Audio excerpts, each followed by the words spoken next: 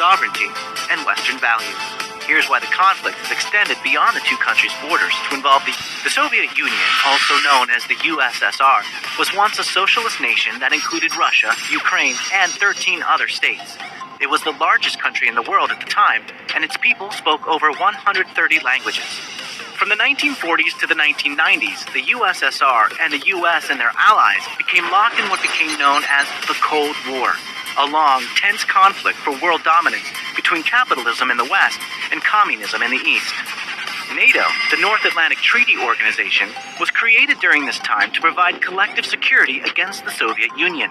The membership-based military alliance, which exists to this day, would promote democratic values and cooperate on defense and security-related issues.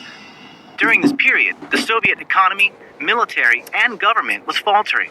When Mikhail Gorbachev came to power in the 1980s and introduced a new set of freedoms and political reforms, some took advantage of this and started independence movements. By 1991, the USSR had completely devolved, the Cold War ended, and Gorbachev resigned. This is where the conflict really begins. The breakup of the USSR left sore wounds for some Russians, including Russian President Vladimir Putin. Putin called the end of the Soviet Union the greatest geopolitical catastrophe of the 20th century, and has been trying to gain control of the region ever since. At the same time, since the 1990s, many post-communist states requested and have been granted NATO membership, threatening Russia. Russia is especially concerned about Ukraine joining NATO and the European Union.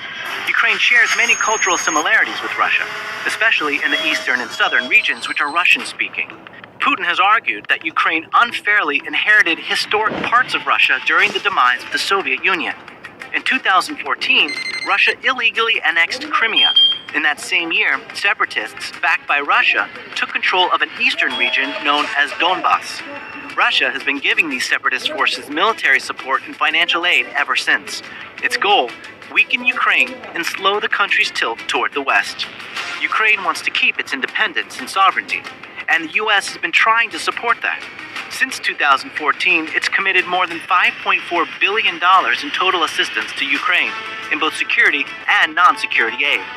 While Ukraine hasn't joined NATO yet, it's been in talks since the 1990s. Ukraine needs all 30 NATO members to agree to be let in. So far, there hasn't been unanimous consent.